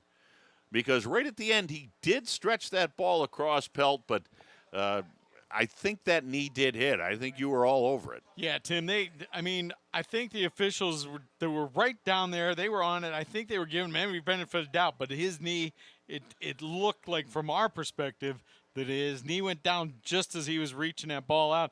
I mean, give him all the credit in the world, made the effort, but the knee was down. Hey, you can't take that away from them, the defense that way. So here we go. We're going to look at it one more time. As Lorraine needed a touchdown. It was fourth down, but they only had 6 seconds to work with. As there's Ramos with the catch. There's the knee right there. I mean, you could see it. We couldn't stop it, but you could see the knee go down, and I think that knee goes down before he outstretches. You know what it reminds me of? The Tennessee Titans and the Rams in the Super Bowl when L.A. kept, I believe it was Dice. There's the knee going down, and we can't really definitively tell. And I thought the ball popped out. It actually never did. Great job by Ramos to hang on to it. Wow, that close. That close. That was terrific effort. Great play by McCall to find Ramos over the middle.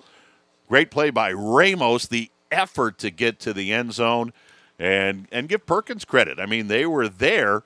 They got to Ramos and were able to get him into that position where that knee went down. What a way to end this game. What a great ball game. I mean, Lorraine gets the ball back, 2 minutes to go at the 11-yard line, and they took it all the way down. It came down to that final snap. They literally inches from the goal line.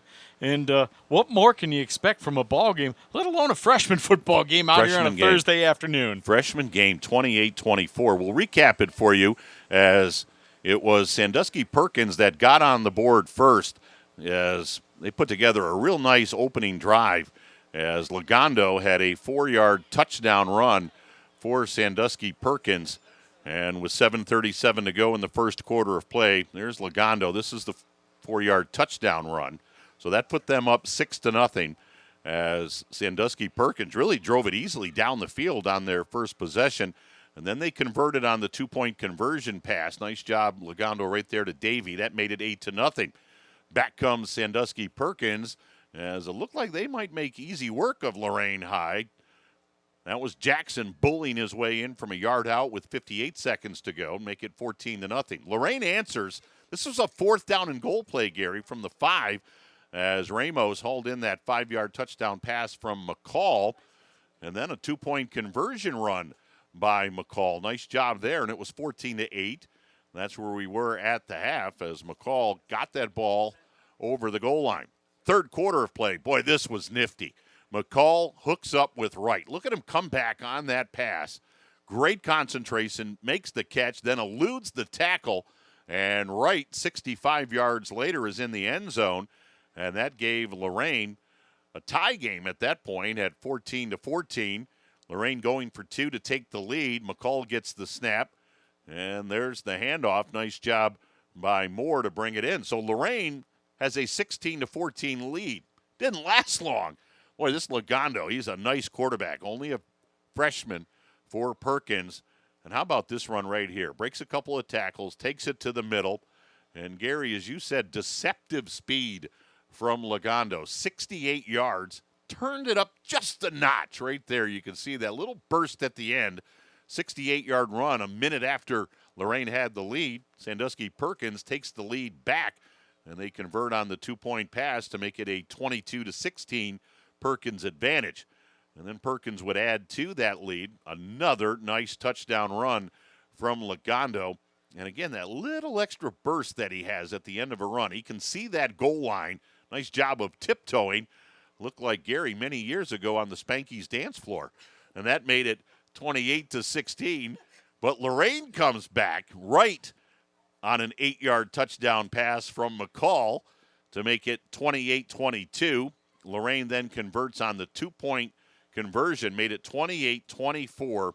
That would be our final score. But, man, not until Lorain made it so interesting at the very end as they drove 88.5 yards when they had to go 89, as the big guy over the middle, Ramos, just couldn't get that ball to the goal line before his knee hit.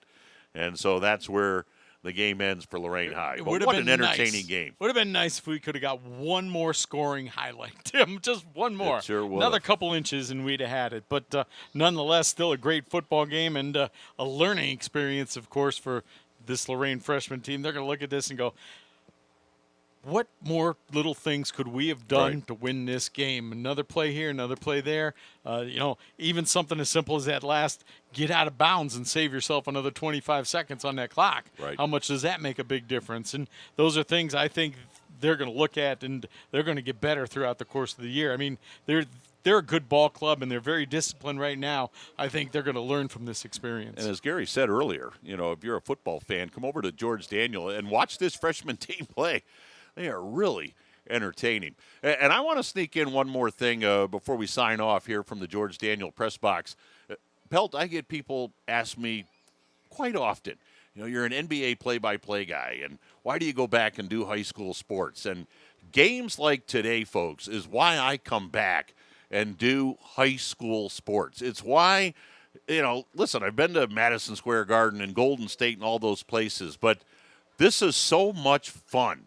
And to see freshman football players compete at this level, perform at this level, I won't stop doing it. And people can keep asking me, why do you come back and do high school? You've moved beyond it. That's not the case, man. I love it.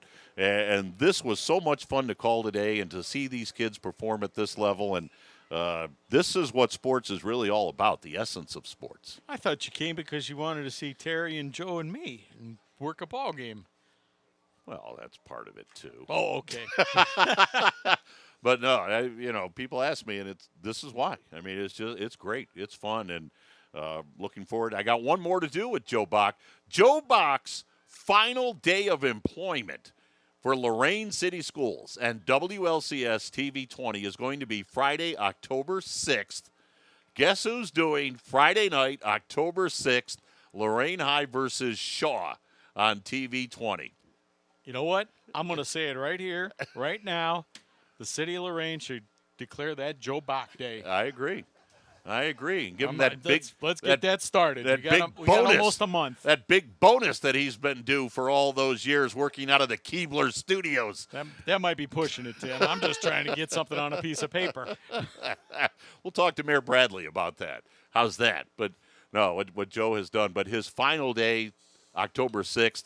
I told Joe before the game, it must be divine intervention that all these years that Joe and I have spent together, I get to do the final game that Joe Bach will be in control of for TV 20. I'm looking forward to that. So, Joe, thanks for having me on October 6th. And, again, we've done a lot of kidding, a lot of joking with Joe over the years, but what he has done with TV 20 and Lorain schools and the educational opportunities that he has offered to the students here is just incredible. So I know TV 20 and Lorain City Schools television will carry on, but Joe Bach is going to be a hard act to follow. There's no doubt about it.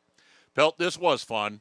Yes, I did enjoy it. Enjoyed working with you. Enjoyed working with Joe Bach, Terry Trout.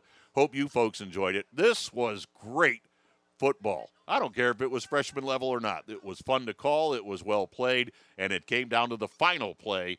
Unfortunately, Lorain couldn't quite get that ball in. But, man, what a contest. Perkins wins it 28-24. So for Gary Pelter, Joe Bach, Terry Trout, I'm Tim Elkhorn saying once again, thank you so much for watching here on TV 20. And from the Joe Bach press box, maybe, here at George Daniels Stadium, so long, everybody.